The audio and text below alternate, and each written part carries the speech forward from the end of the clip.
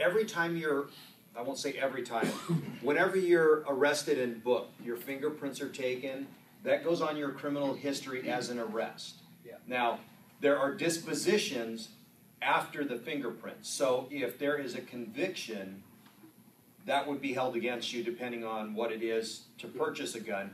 But if there's no disposition, then that's not held against you. Buy a firearm from us. There's a long list of questions that we're going to ask you. Basically, the big ones are, do you have any felony whatsoever? Because any felony ever in your lifetime, you're done.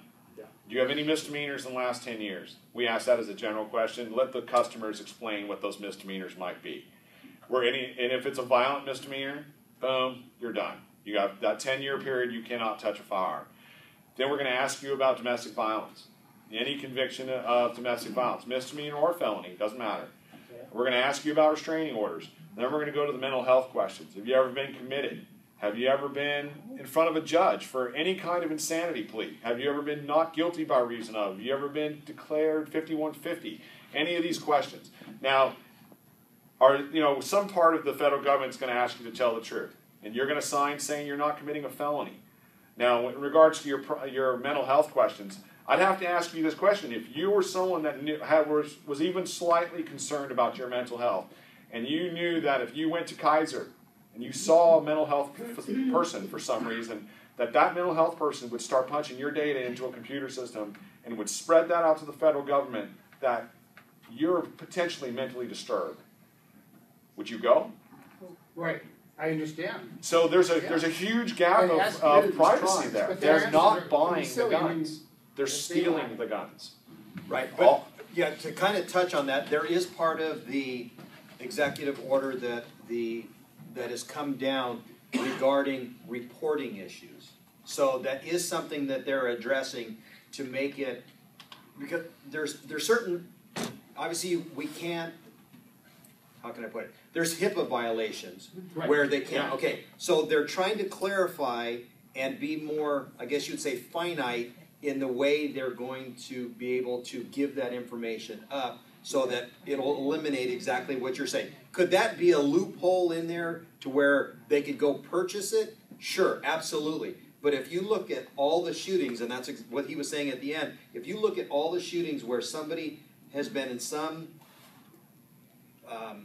have some type of medical or mental condition, they didn't go buy the gun. It was actually retrieved from a relative. It was purchased off the street. It was gotten that way. So I don't think really the mental health issues are going to fall back on the initial background. I think those are going to go back to the same thing you're probably going to hear me say it 100 times tonight, is responsible gun owner. Yeah. Mm-hmm. That's exactly what's going to go back. Just because of what we do. And it's very important in what they tell us. You are the gatekeepers of firearms. And we take that responsibility very seriously. I mean, we are the gatekeepers.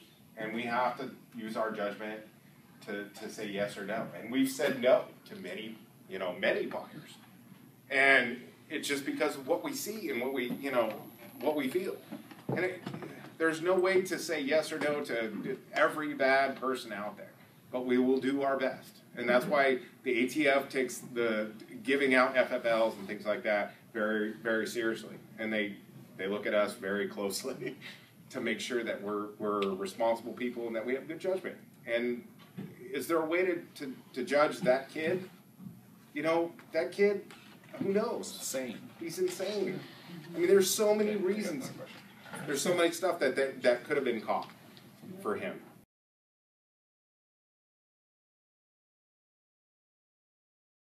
I'm gonna stretch out just a little bit. I know we're not gonna talk about opinions, but what we're doing now is a temporary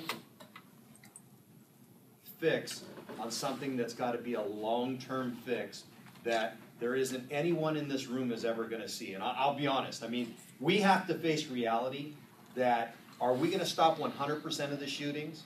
I'm going to tell you no. It's not going to happen. It's just not going to happen because everybody's a little bit different. Everybody has a different thought process. But this is something that we can do to help ourselves now. And there's a whole underlying issue that we need to take care of. You mentioned mental health. That is a huge, huge issue. When you talk about you know, we used to be able to leave a gun in the back window. We discussed that here not too long ago. But now the fact that they break, you know, they'll smash the window out and steal your gun. Okay, well, now it goes back to what are we doing once we do catch them? What's the punishment? So, I mean, this is all, I mean, that's for, I mean, that we could talk about that for hours and hours and hours. There's a whole underlying issue that will take time to fix. And it's, you know, I've talked to my daughter about it. It's my daughter's kids that are going to change our future generations to make a difference. And I don't want to get too far off into it, but it's something that is going to have to change over time, and it's something that we're going to have to instill in our kids' that we have to make a change. They have to make the change for their future, because what we see in everybody in this room, we may start to see a change, but in our lifetimes, we are not going to see the absolute change like it was before. And it's something we're going to have to ingrain in our kids' to make the change for us and for generations to come. I mean, it's reality. Would it be great to go back to the day where you could, you know, leave your house and leave the door open? It would be nice. The day where you could warm the car up out front would be great, but that's not happening right now. So what we have to do is protect what we can now and then work on changing the future. That's the only way we're going to be able to do it. Are you talking about protecting our rights? Is that what you're talking about? Protecting? What do you mean by protecting? Well, when you said we have to protect what we can now, are you talking about protecting our rights now, or protecting? Well, what I'm saying is because the issues we have in society right now, we all understand that we're not in a perfect world. So we have to, when I say protect, what I mean is the things that whether it's our guns, our cars, or whatever, we need to do what we can to help each other now, and then work on our kids and our kids' kids to change the future, so we can go back to the day where you could put a gun in the back window of your car, where you could start your car in the driveway and leave it running, where you could leave your house unlocked and run down to the store, walk in the middle of the night, and then not have to worry about someone coming up behind you. That's what I was talking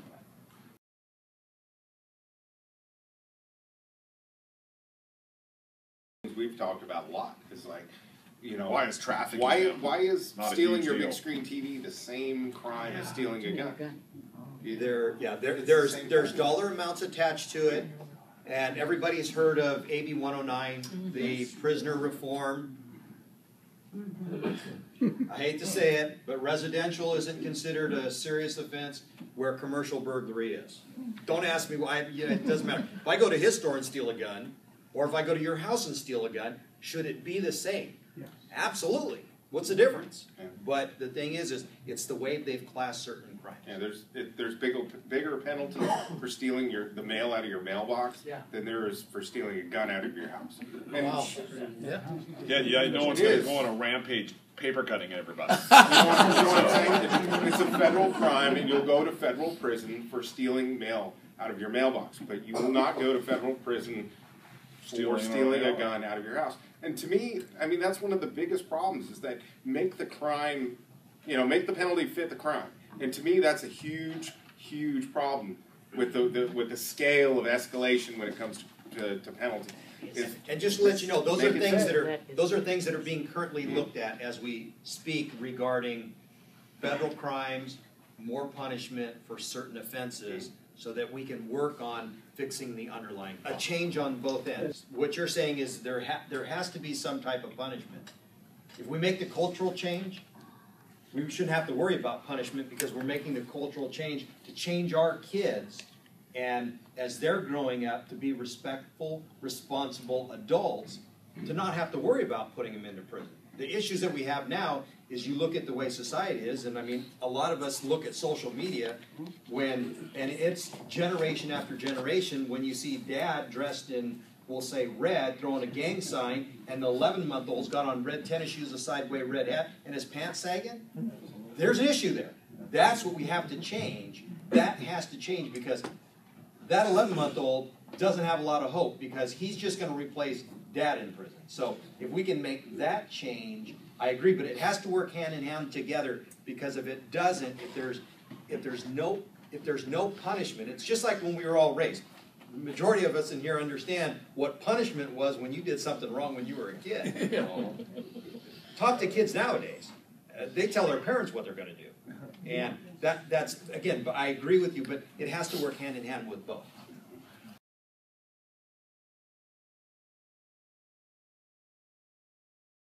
There's a big difference in the world between, or what they want you to believe and what is reality. If there are hunters in here that shoot semi-automatic shotguns, semi-automatic deer rifles, they're 22s, functionality is all the same. Now, what they've classified as the evil weapon of war is what they're calling assault weapons this and assault weapon ban this. Realistically, all it is a semi-automatic rifle. That's the only thing. Now, sure, it's black and has black furniture on it and accepts a detachable magazine. Other than that, they're exactly the same as your standard deer rifle, other than the fact it takes the detachable magazine. Does it look like the military's weapon? Yes. Is it the same as the military's weapon? No. The military weapons are fully automatic or select fire weapons. They've been illegal for 75 years. What you see out there now, what the kid in Sandy Hook used and certain people have used, has just been a plain semi-automatic rifle. It's not been anything different. We've often joked in our store that we could change the black furniture off of an AR into wood furniture, Yes. and 80% of the people that come in the store would think I have a deer rifle on the wall. And a lot of people in the press say, well, you don't hunt with assault rifles. That's not true. There's in fact, a majority of you guys out here might varmint hunt. Guess what the most popular varmint rifle on the planet is right now? Is an AR-15 with a 20-inch barrel. Now, does it change what it is? No, it's still just a semi-automatic rifle. Are they really fun to shoot? Yes. Does that change what they are? No, they're no different than my duck gun, other than my duck gun doesn't take a detachable magazine. So the difference, what they're trying to ban is something that looks evil to them because they think it's something evil, because they want to assign all the blame to something, not someone. That's where you get to the whole personal responsibility thing that we've been talking about. Let's stop blaming an inanimate object and start looking at the person. So, Stop looking at the tool and look at the hand that wields it. exactly. Look, this guy, he's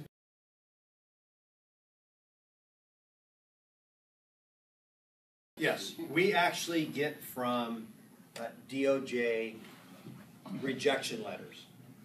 And I won't tell you that I'm going to tell you is that we follow up on the rejection letters. Because while they may have been rejected at their store or Bass Pro or Big Five or wherever they may have got rejected, they're rejected for a reason. Is it because they're a felon? Not necessarily. No. Not necessarily, but could it be? Absolutely. Could be because they're a felon there, or it could have been a misdemeanor conviction for domestic violence.